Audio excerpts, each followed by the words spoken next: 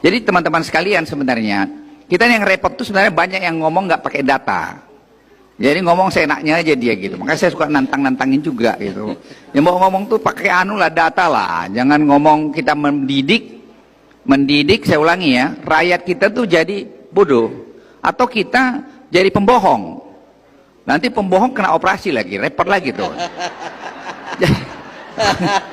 Jadi saya yang muda-muda, saya bilang sama Pak Ketua Umum Kadin nih, saya bilang, kau jangan suka bohong gitu, saya bilang. Jangan, karena sekali kita bohong, kita akan masuk kepada bohong kedua. Jadi saya sebagai Menko Maritim, saya nggak mau, saya selalu bicara data. Ini datanya, ini angkanya, kita bicara itu. Sebab kalau tidak nanti, kita masih muda, udah bicara gini, kita repot Pak. Saya sama anak-anak saya bilang sama cucu saya, don't ever lie to other people. Ya, nggak bisa. Sekali kamu bohong, akan mental bohong terus. Dan ini saya pikir harus kita budayakan di Indonesia. Kalau kita mau lihat negeri kita ini maju.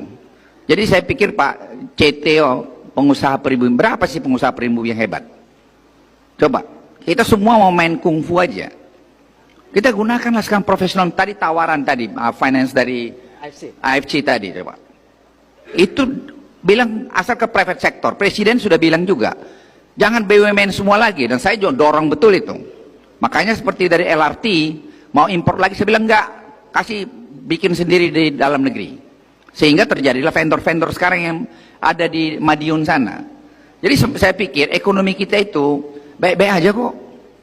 Ya kalau saya tanya, kalau rupiah kami ini berapa? Dia bilang kan trade war-nya kan panjang ini. Kita lihat nanti November indikasinya. Bagaimana di Amerika mengenai midterm election, dan kemudian bagaimana pertemuan G20.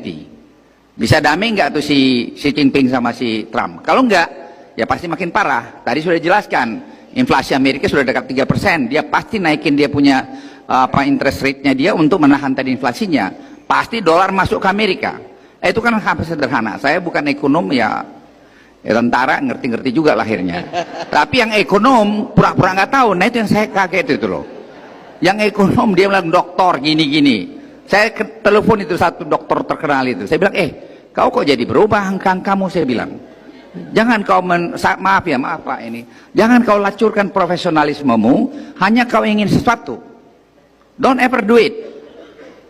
Kamu harus punya dignity loh. Kita hidup itu bukan hanya saja loh. Saya ingin sebagai seorang tentara, sebagai seorang prajurit, kita harus punya harga diri berbangsa itu.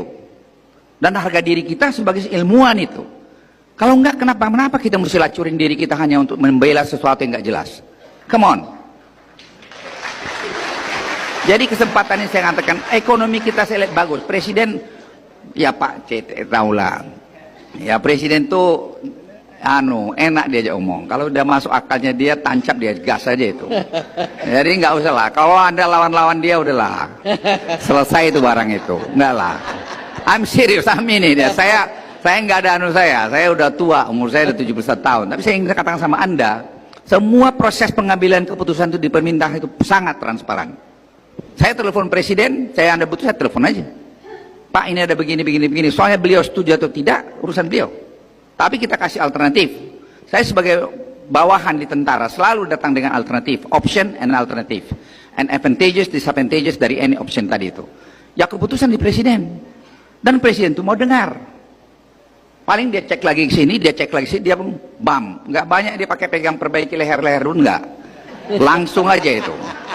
Jadi proses pengambilan keputusan itu very credible, very credible.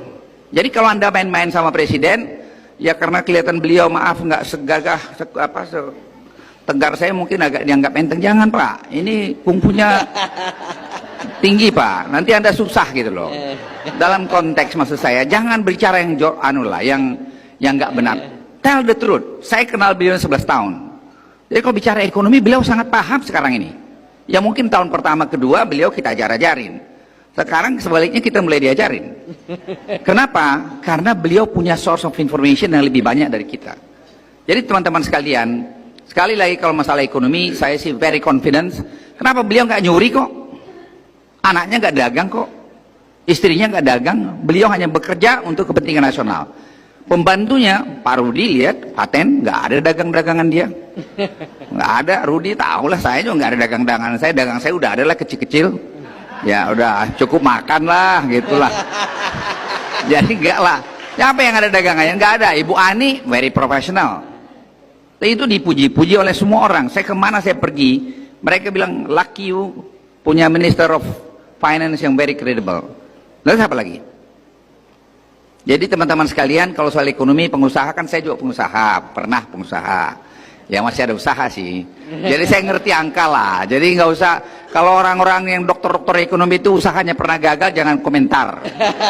Ya. I'm serious, jangan komentar. Kalau usaha lu pernah maling-maling, lu juga jangan ngomong. Karena jejak digital kita itu pasti ketahuan. Sooner or later itu akan ketahuan. Sekarang apa susahnya membuka itu semua? Jadi kita mari bangun negeri kita untuk baik. Jangan kita iri, kalau nanti terpilih 2 kali, biar aja 2 kali nanti.